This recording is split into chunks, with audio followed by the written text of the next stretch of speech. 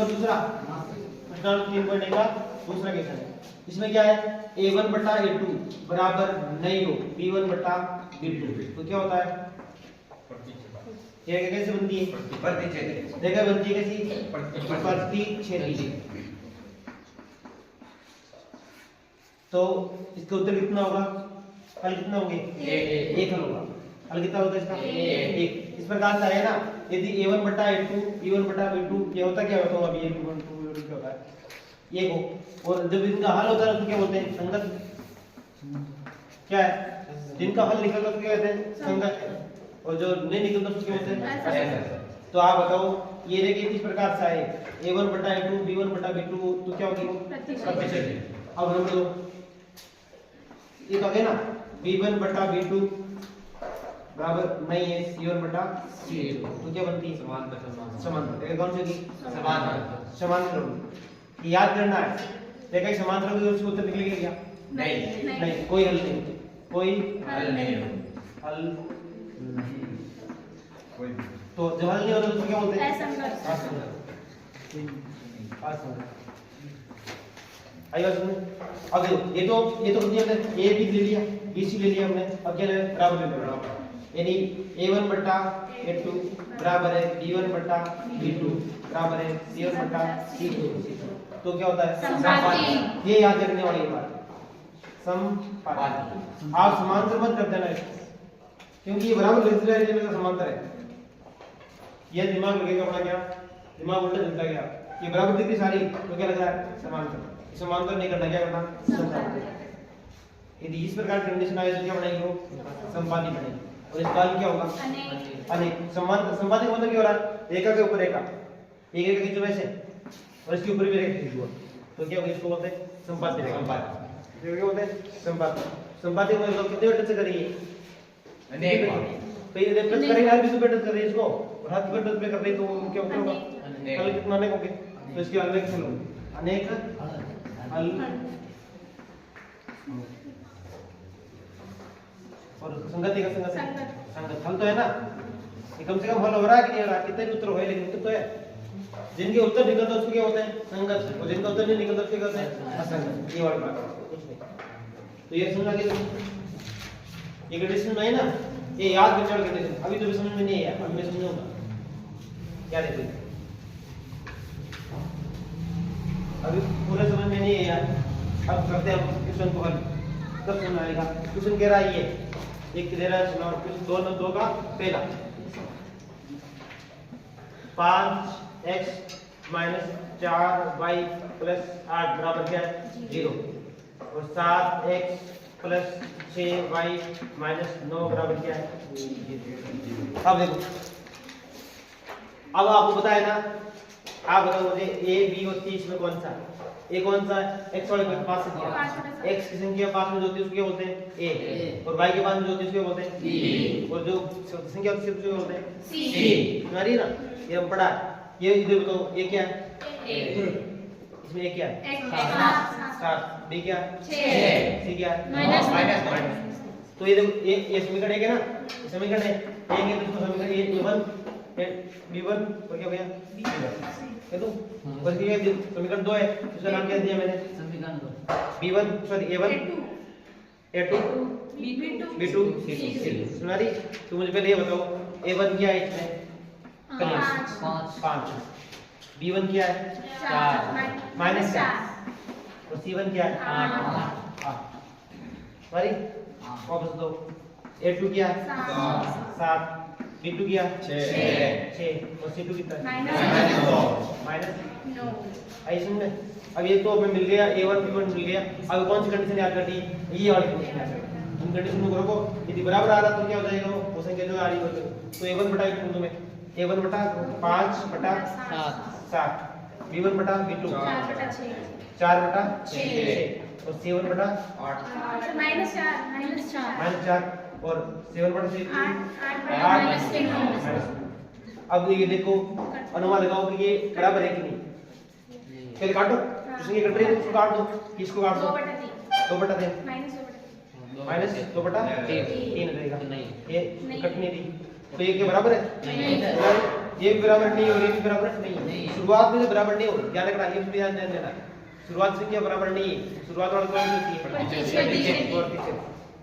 ये भी बराबर नहीं है। देखो ये ध्यान देना, हम शुरुआत वाले पे क्या आ रहा है, प्रतिशत आ रही है। तो ये देखो यानी a1 बटा a2 बराबर नहीं है, सिर्फ देखो a1 बटा a2 बराबर नहीं है b1 बटा b2, तो क्या होता है प्रतिशत रहेगा। क्या होती है प्रतिशत।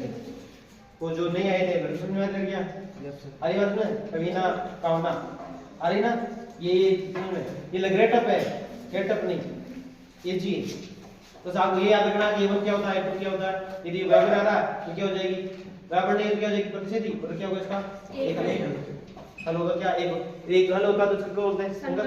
तो ये देखो प्रतिशत रेखा बनती है प्रतिशत, हल क्या होगा एक और क्या होगा संगत।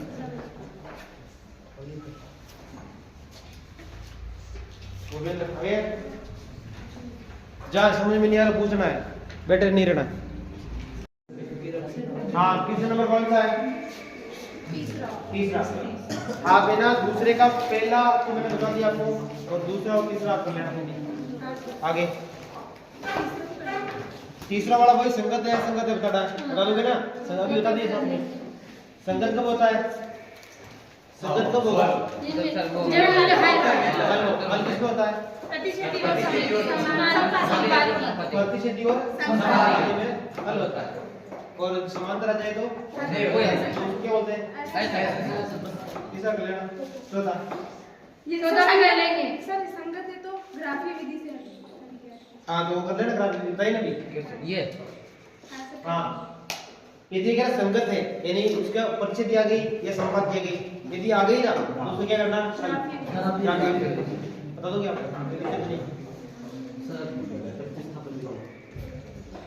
पांच बता दो चीजें ना, सीधे 5 ले ले।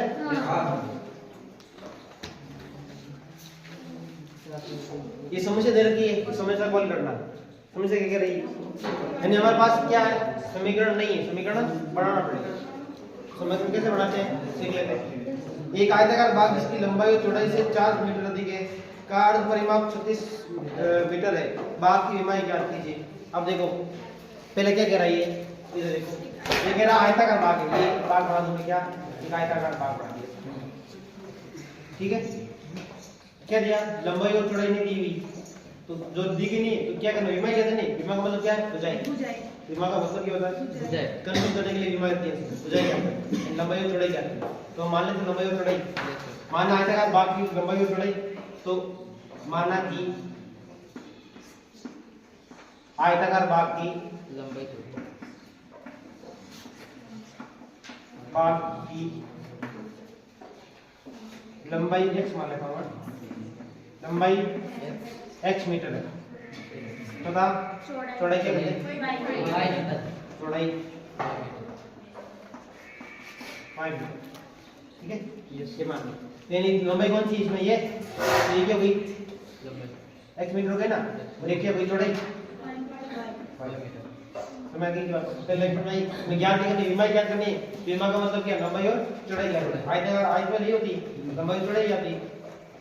अब इनमें लंबाई चौड़ाई क्या करनी, हमने मान लिया दोनों भुजाएं मान ली, एक को मान लिया x और दूसरे को मान लिया y, ठीक है। अब एक जो पहली लाइन जो कह रहा पहले शर्त क्या करा, पहली लाइन क्या करी, लंबाई चौड़ाई से बड़ी है या चौड़ाई लंबाई से बड़ी है, लंबाई चौड़ाई से बड़ी है। लंबाई क्यों की बड़ी होगी, किससे कितनी है 4 पहले ये लंबाई लिख दो, लंबाई कौन सी है ये x और चौड़ाई कितनी है y। अब बड़ी कौन है, लंबाई बड़ी है नहीं बड़ी है, तो मैं कितने जोड़ूं y चौड़ाई 4 में जोड़ूं 4 है ना, क्या कैसे मिल रहे हैं कैसे दे तो करिए, लंबाई चौड़ाई से क्या है 4 देंगे, लंबाई से चौड़ाई 4 देंगे, लंबाई 4 है ना चौड़ाई कम, ये समीकरण हो गया ये। आगे समीकरण नंबर दूसरी शर्त लेते हैं, क्या है दूसरा अर्ध परिमाप, जिसका अर्ध परिमाप कितना है 36 मीटर। अब याद रखना अर्ध परिमाप, अर्ध परिमाप आप में से कोई और बताएंगे मुझे परिमाप किसका है, त्रिभुज का परिमाप आयत का परिमाप, चतुर्भुज का परिमाप क्या होता है? चारों ओर चार ओर की जो लंबाई उसको क्या बोलते हैं? परिमाप। तो आप बताओ मुझे इसी आयत का परिमाप मुझे ज्ञात करना हो, तो आयत का परिमाप कैसे ज्ञात करेंगे? तो कोष्ठक भाई एक की लंबाई, ये को जोड़ लोगे।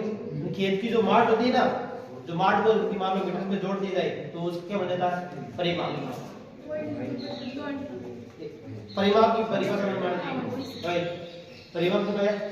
परिमाप में चारों त्रिभुज की परिमाप बोलते हैं तीन भुजें, तीन भुजों को जोड़ लो तो परिमाप आएगा।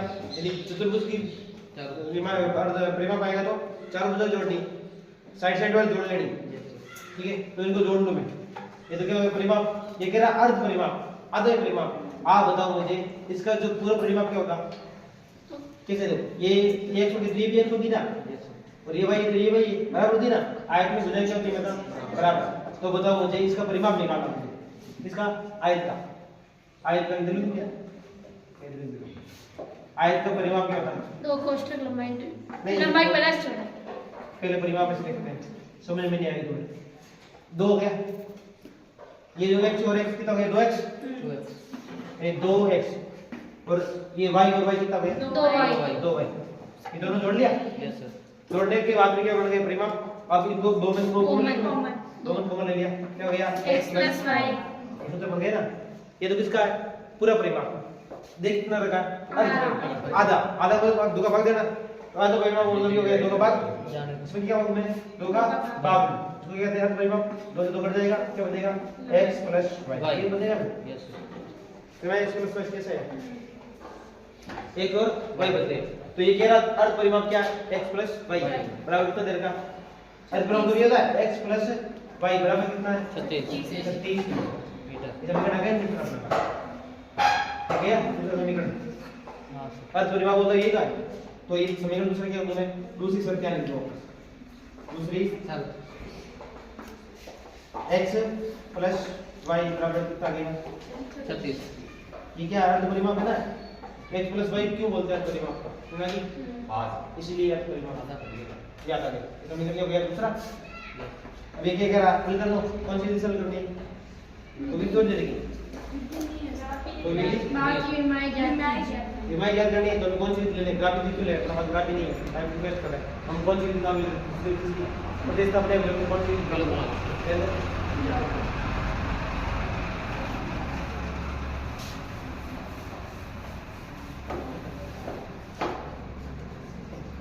लिखने का सकता है क्या?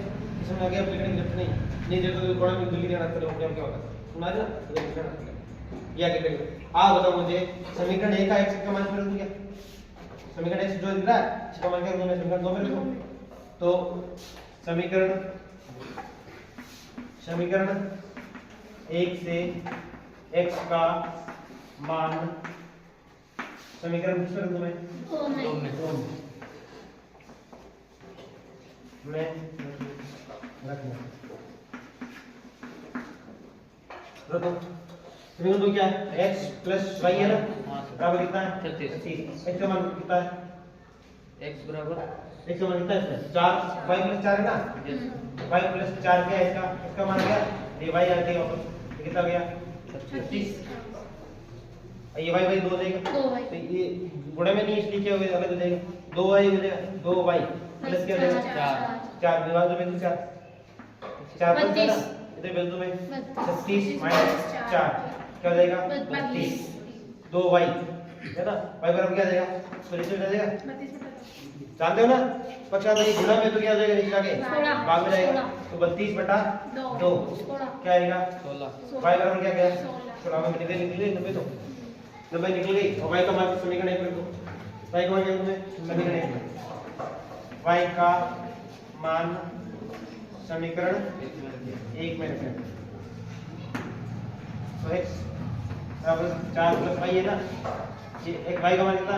16 प्लस 4 क्या देगा? 20। तो x निकल गया। और लंबाई कितनी है? 20। चौड़ाई कितनी है? 16। हुई।